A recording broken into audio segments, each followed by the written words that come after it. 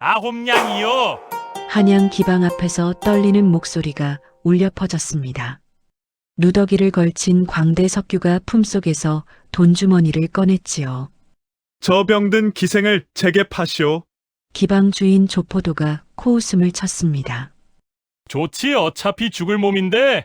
바닥에 쓰러진 여인은 난설이었습니다.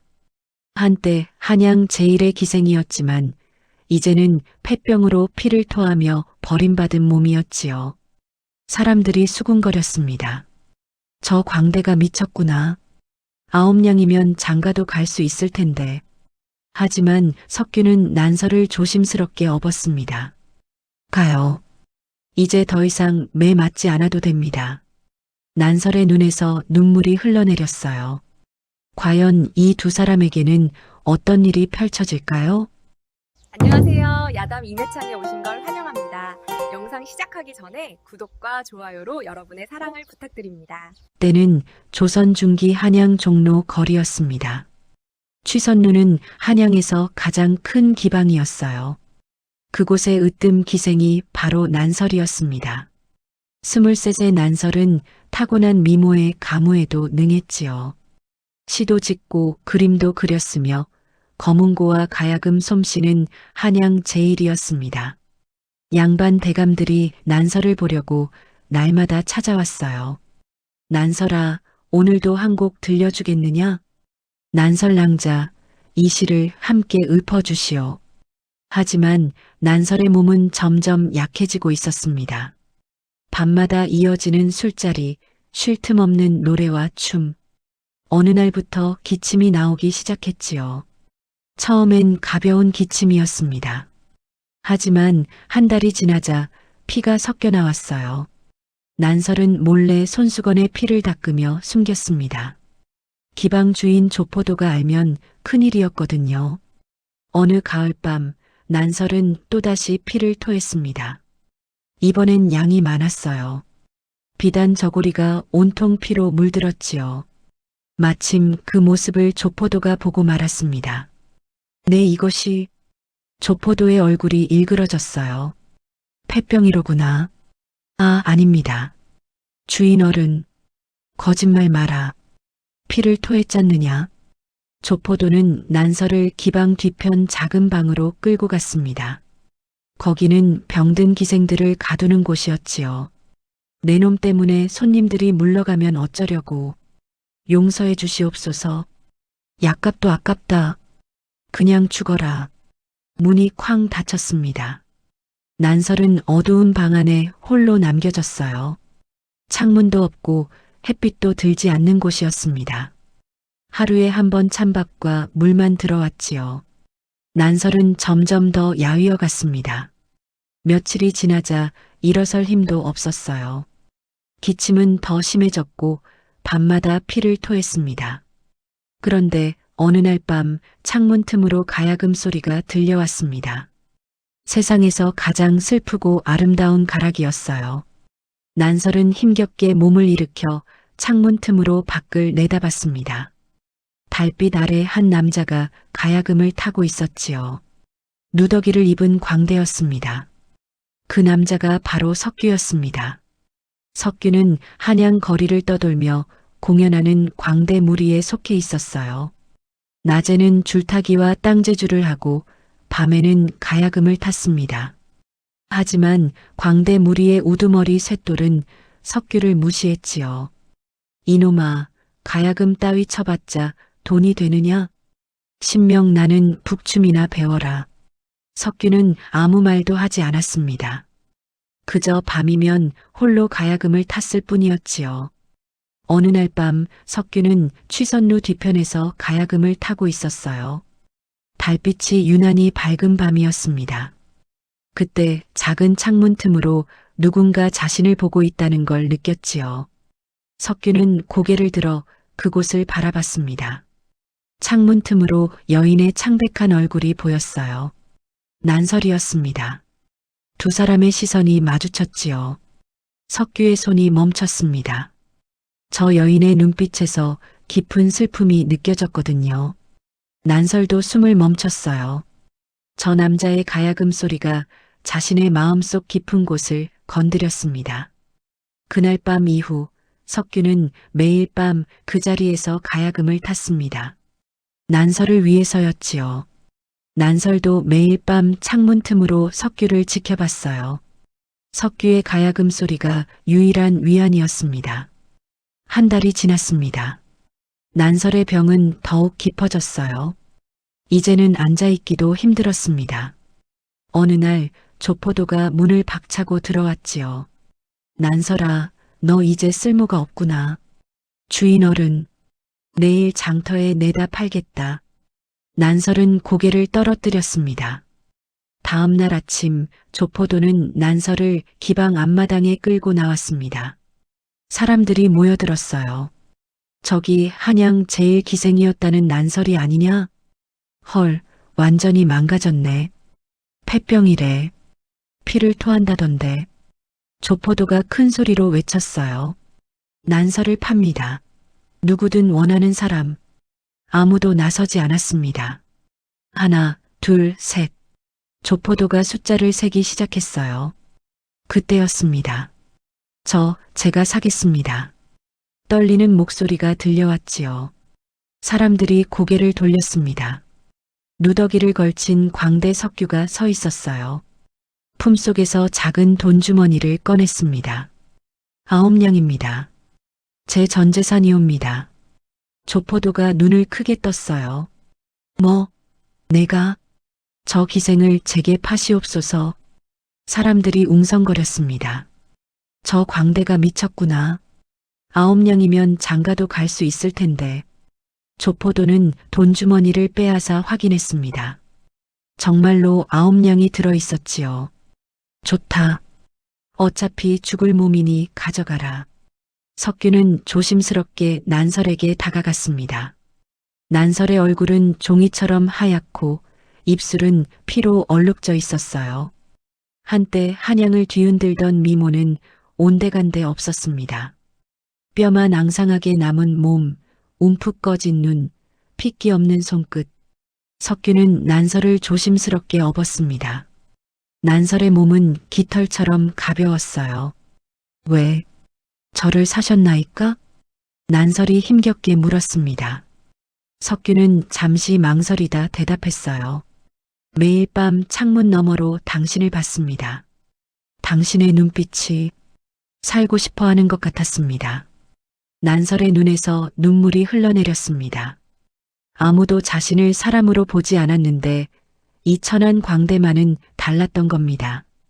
석규는 난설을 업고 한양 성 밖으로 향했어요. 북악산 자락에 작은 움막이 있었습니다. 광대 무리가 함께 쓰는 곳이었지만 지금은 아무도 없었지요. 석규는 난설을 안으로 들여보냈습니다. 움막은 초라했어요. 거적대기 하나 깔린 바닥, 깨진 독 하나, 낡은 이불 한 채.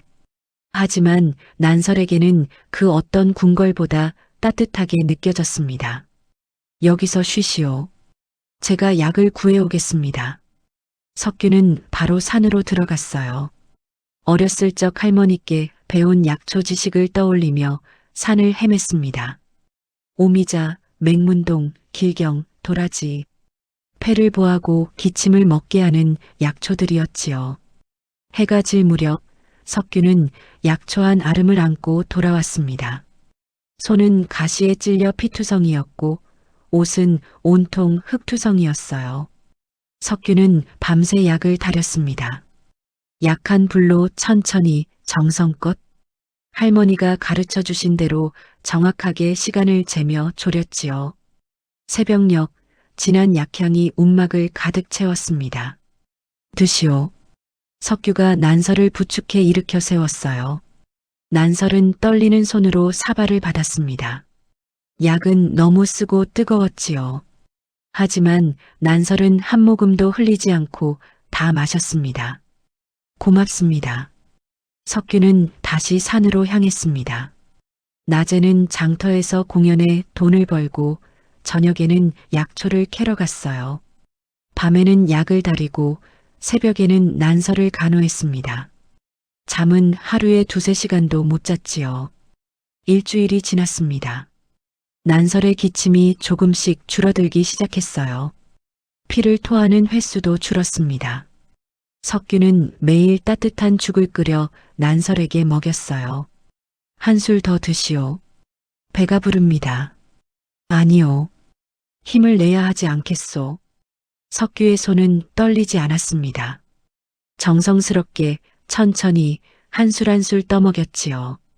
어느 날 밤 난설이 조심스럽게 물었어요. 나리는 어찌하여 광대가 되셨나이까? 석규는 가야금을 손질하다 손을 멈췄습니다. 소인도 한때는 양반가의 서자였습니다. 난설이 놀란 눈으로 석규를 바라봤어요. 하지만 적자가 태어나자 쫓겨났지요. 어머니와 함께 석규의 목소리가 잠겼습니다. 어머니는 병으로 돌아가셨고 소인은 혼자 남았습니다. 이 가야금만이 어머니의 유일한 유품이옵니다. 보름이 지났습니다. 난설의 안색이 조금씩 돌아오기 시작했어요. 여전히 야위었지만 이제는 스스로 앉아 있을 수 있었습니다. 기침도 많이 줄어들었지요. 어느 날 저녁 석규가 장터에서 돌아오는데 움막 앞에 사람들이 모여 있었습니다. 광대무리였어요. 우두머리 쇳돌이 팔짱을 끼고 서 있었지요. 야, 석규. 이게 무슨 짓이냐? 무슨 말씀이십니까? 병든 계집을 여기 들였다며? 우리 거처에. 쇳돌의 목소리가 차가웠어요. 옆에 있던 광대들도 수군거렸습니다. 폐병은 옵는다던데. 우리까지 병 걸리면 어쩌려고. 석규는 고개를 숙였습니다. 죄송합니다. 하지만 폐병은 쉽게 옮지 않습니다. 제가 따로 간호하고 있으니. 닥쳐. 쇳돌이 소리쳤어요. 당장 그 계집 내쫓아. 안 그러면 내가 나가든지. 움막 안에서 난설이 떨고 있었습니다. 자신 때문에 석규가 쫓겨날 판이었거든요. 난설은 힘겹게 몸을 일으켜 밖으로 나왔어요. 제가 나가겠나이다. 난설의 목소리가 떨렸습니다. 석규가 난설을 붙잡았어요. 안 됩니다. 당신은 아직 몸이 약하십니다. 석규는 쇳돌을 똑바로 바라봤습니다.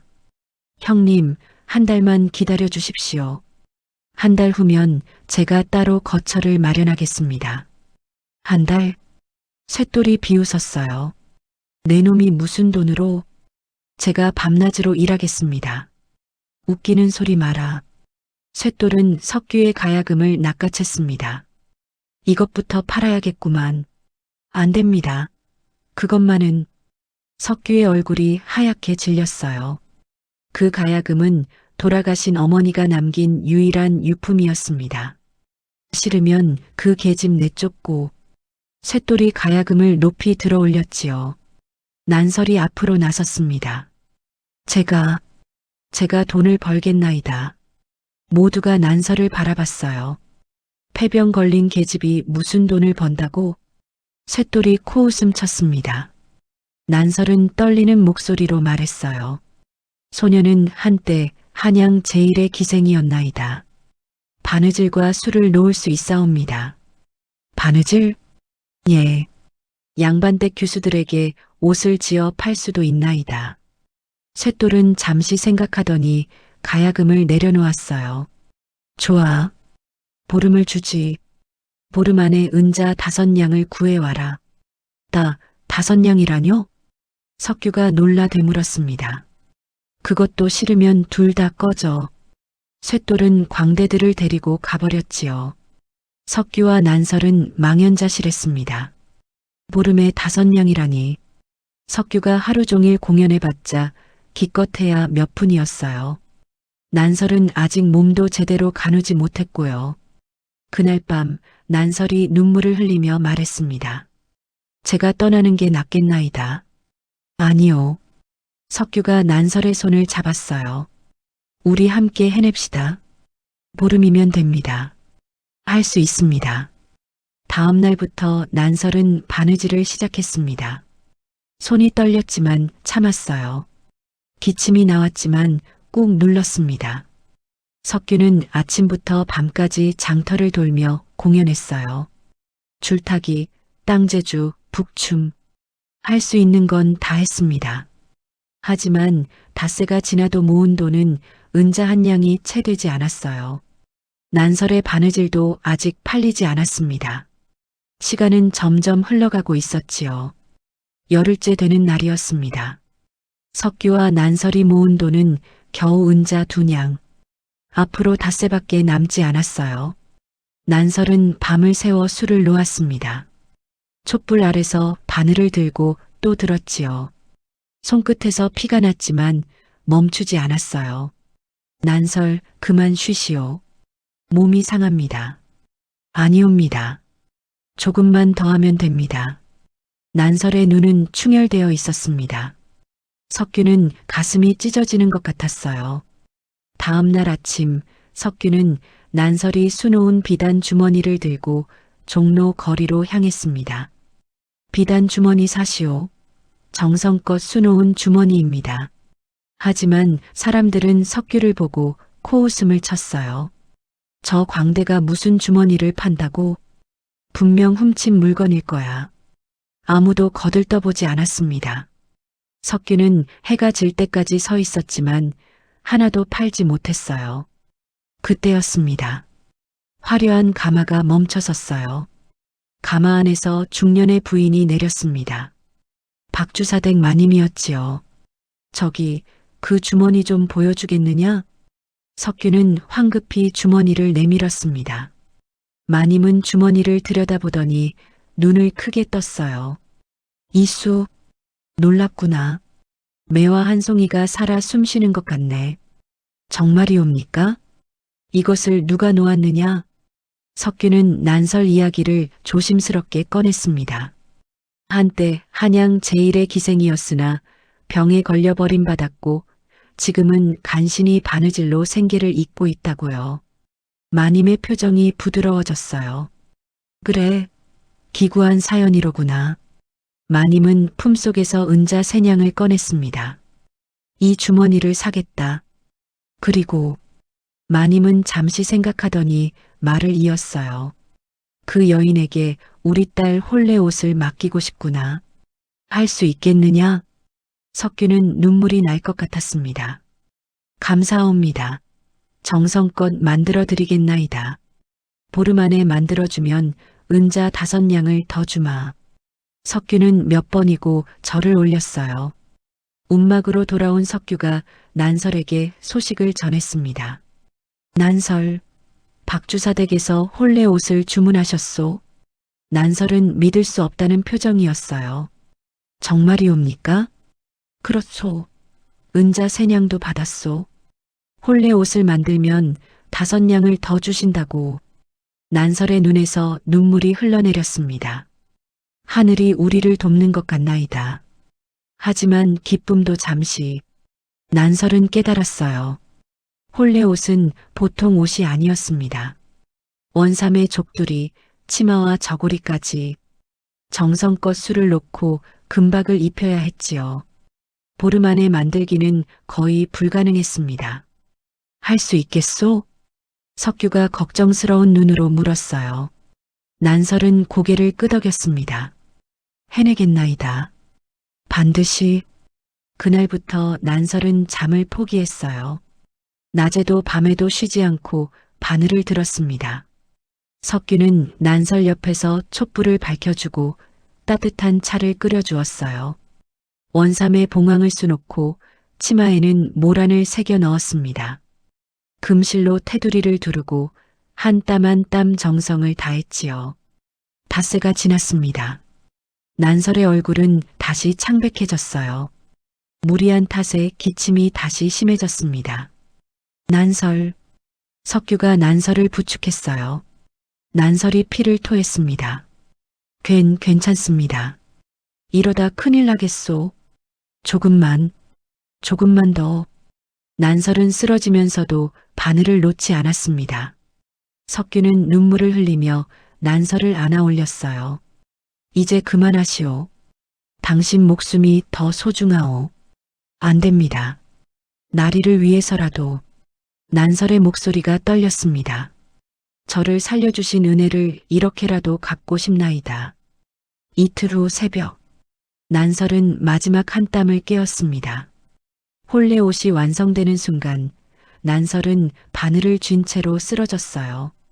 난설, 석규가 난설을 안아 올렸습니다. 입술은 새파랗게 질려 있었고 숨소리는 들릴 듯 말 듯 했지요. 그때 문이 벌컥 열렸어요. 쇳돌이 광대 무리를 이끌고 들어왔습니다. 시간 다 됐다. 돈은 구했나? 석규는 완성된 혼례 옷을 가리켰어요.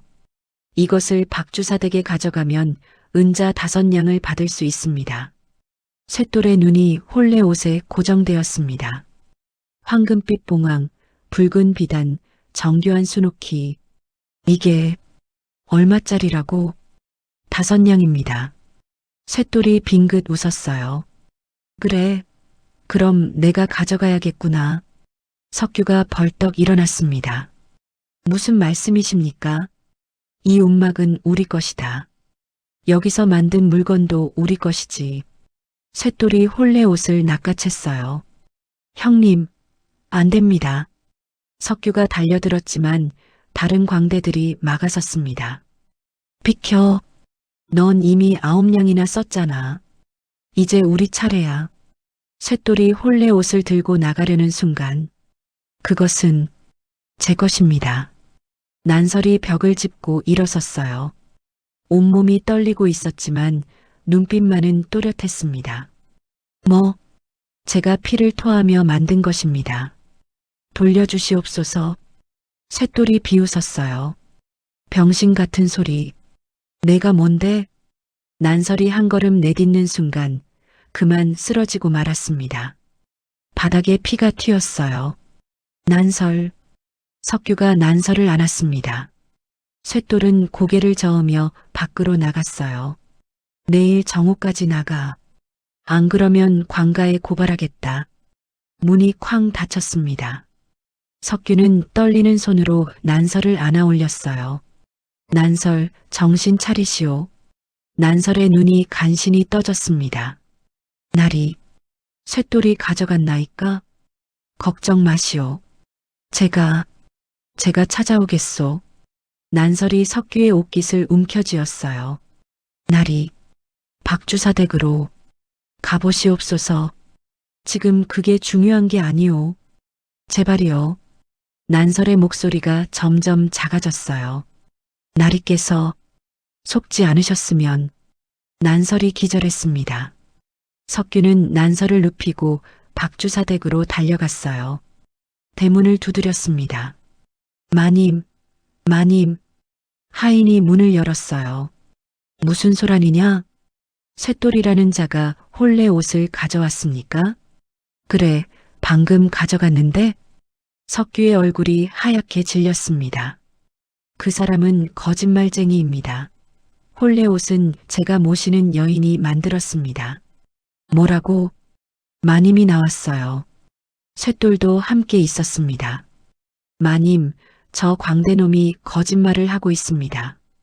쇳돌이 비웃었어요. 마님은 석규를 바라봤습니다. 내가 만들었다는 증거가 있느냐? 석규는 떨리는 목소리로 대답했어요.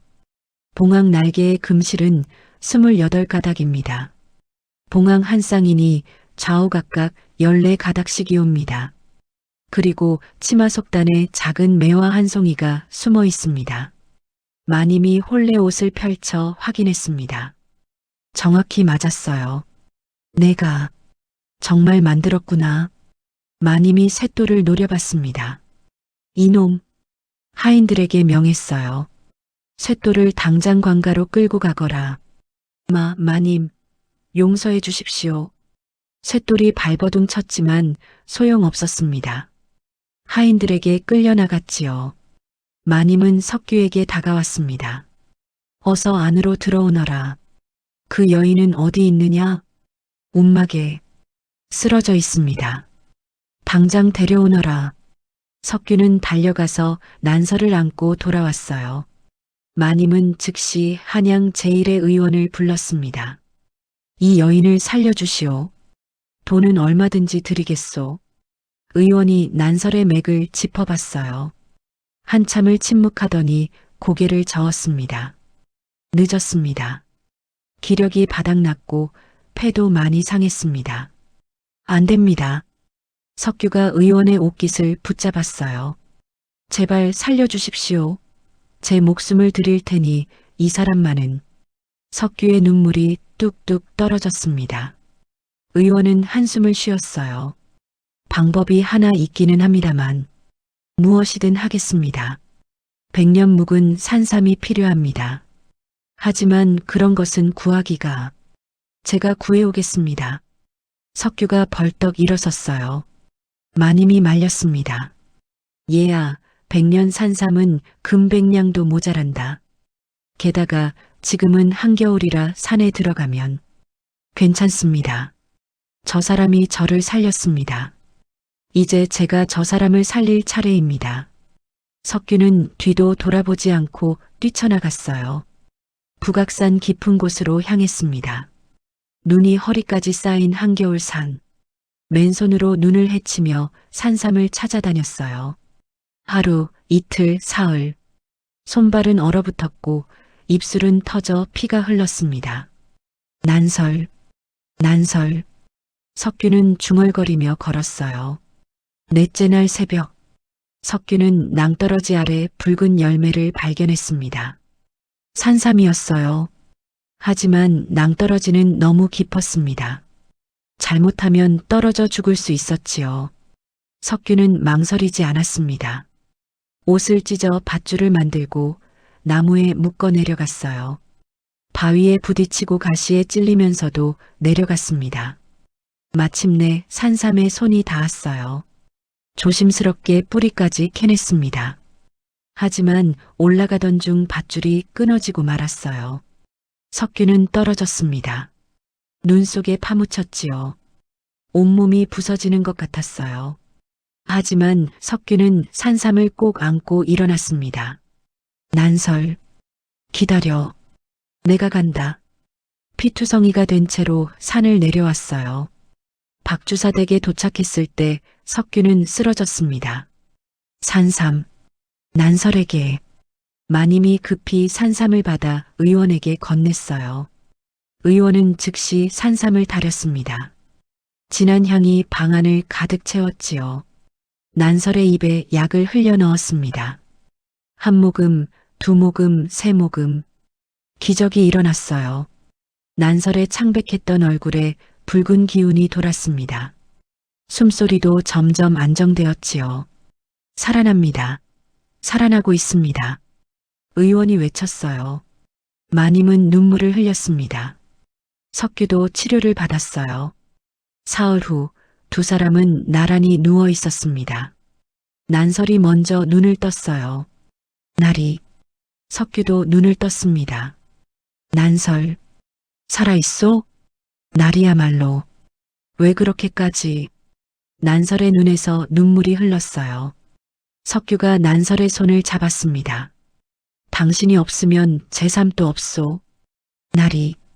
난설, 우리 이제 다시는 떨어지지 맙시다. 예. 날이. 두 사람은 서로의 손을 꼭 잡았어요. 마님이 문을 열고 들어왔습니다. 너희 두 사람 참 아름답구나. 마님은 미소를 지으며 말했어요. 우리 집 뒷채가 비어 있다. 거기서 살거라. 석규는 우리 댁 악사로 일하고 난설은 바느질을 가르쳐 다오. 두 사람은 눈물을 흘리며 절을 올렸습니다. 은혜 잊지 않겠나이다. 한 달 후 봄이 왔습니다. 난설은 완전히 회복했어요. 뺨에는 다시 붉은 기운이 돌았고 기침도 완전히 멈췄지요. 석규와 난설은 박주사댁 뒷채에서 새로운 삶을 시작했습니다. 낮에는 각자 일을 했어요. 석규는 가야금을 타며 양반댁 잔치에 불려다녔고 난설은 규수들에게 바느질을 가르쳤습니다. 어느 봄날 저녁, 석규가 장터에서 비단 한 필을 사왔어요. 이게 무엇이옵니까? 홀레복을 지으시오. 난설의 얼굴이 붉어졌습니다. 날이. 우리 제대로 혼례를 올립시다. 석규가 난설의 손을 잡았어요. 당신은 제 아내요. 세상 모두에게 알리고 싶소. 난설은 눈물을 흘렸습니다. 저 같은 천한 몸이 천하지 않소. 당신은 제 생명이요, 제 전부요. 석규가 난설을 껴안았습니다. 난설도 석규를 꼭 안았어요. 두 사람의 숨결이 가까워졌습니다. 석규가 난설의 뺨에 입을 맞췄어요. 사랑하오, 난설. 사랑하옵니다. 그날 밤 달은 유난히 밝았습니다. 방 안에 촛불이 하나 켜져 있었어요. 석규가 난설의 머리끈을 천천히 풀어주었습니다. 검은 머리카락이 저도 폭포처럼 흘러내렸지요. 아름답소. 난설이 고개를 숙였어요. 석규가 난설의 턱을 살며시 들어올렸습니다. 두 사람의 눈이 마주쳤어요. 석규의 입술이 난설의 입술에 닿았습니다. 부드럽고 따뜻한 입맞춤이었지요. 난설은 처음에는 몸을 떨었지만 곧 석규의 품에 몸을 맡겼습니다. 석규가 난설의 옷고름을 천천히 풀었어요. 두렵지 않소? 나리와 함께라면 두렵지 않사옵니다. 달빛이 창문을 통해 스며들었습니다. 촛불이 흔들리더니 이내 꺼졌어요. 어둠 속에서 두 사람의 그림자가 하나로 겹쳐졌습니다. 석규는 난설을 더욱 꼭 안았습니다. 평생 당신 곁을 지키겠소. 저도 평생 서방님만 섬기겠나이다. 봄바람이 창문을 흔들었어요. 매화꽃 향기가 방 안으로 스며들었습니다. 밤새 두 사람은 서로의 온기로 하나가 되었지요. 다음 날 아침, 햇살이 방 안을 비췄습니다. 난설은 석규의 품에 안긴 채 잠들어 있었어요. 석규가 난설의 이마에 입을 맞췄습니다. 난설이 눈을 떴어요. 좋은 아침이요, 마님. 마님이라뇨? 난설이 부끄러워하며 석규의 가슴에 얼굴을 묻었습니다. 이제 당신은 제 아내요. 제 마님이지요. 석규가 웃으며 말했어요. 며칠 후 박주사 댁에서 작은 혼례가 열렸습니다. 마님이 모든 것을 준비해 주었어요. 난설은 자신이 만든 혼례복을 입었습니다. 석규는 새 옷을 입고 가야금을 들었지요. 마을 사람들이 모여들었어요. 병든 기생을 산 광대가 결국 혼례를 올리는구나. 참 기구한 인연이야. 하지만 이제는 비웃는 사람이 없었습니다. 오히려 축복해 주었지요. 저 두 사람 참 아름답구나. 서로를 살린 인연이야. 혼례가 끝난 후 석규가 가야금을 탔습니다. 세상에서 가장 아름다운 가락이었지요. 난설은 그 소리를 들으며 눈물을 흘렸습니다. 왜 우시오? 너무 행복해서입니다. 저도 그렇소. 석규가 가야금을 내려놓고 난설을 안았어요. 9냥으로 당신을 샀지만 사실은 제가 당신에게 구원받았소. 무슨 말씀을? 당신이 있어서 제 삶에 의미가 생겼소. 고맙소, 난설. 난설도 석규를 꼭 안았습니다. 저야말로 고맙습니다, 서방님. 세월이 흘렀습니다. 석규와 난설은 박주사 댁에서 오래도록 행복하게 살았어요. 석규의 가야금 소리는 한양에서 제일로 유명해졌고 난설의 바느질 솜씨는 대궐까지 알려졌습니다. 두 사람 사이에는 아이도 생겼지요. 아들 하나, 딸 하나. 아이들은 부모의 사랑을 듬뿍 받으며 자랐습니다. 마을 사람들은 이렇게 말했어요. 병든 기생을 9냥의 상광대. 하지만 그 9냥으로 두 사람의 인생이 바뀌었지. 서로를 살린 거야. 그렇습니다. 돈으로 살 수 없는 것이 세상에는 있습니다. 바로 진심이지요. 석규의 진심이 난설을 살렸고 난설의 진심이 석규를 살렸습니다. 그리고 두 사람은 서로의 진심으로 새로운 삶을 만들어냈습니다. 옛말에 이런 말이 있습니다. 정성이면 감천이라. 진심을 다하면 하늘도 감동한다는 뜻이지요. 석규와 난설이 바로 그런 사람들이었습니다. 서로를 위해 목숨도 아끼지 않았고 끝까지 서로를 믿었습니다. 그 결과 두 사람은 행복을 찾았지요. 여러분도 누군가를 진심으로 사랑하고 계신가요? 그렇다면 그 마음을 지키십시오. 진심은 반드시 보답받게 되어 있습니다. 다음 영상을 빠르게 만나보시려면 좋아요와 구독을 눌러주세요. 그럼 더 재미있는 영상으로 찾아뵙겠습니다. 모두 행복한 하루 보내세요.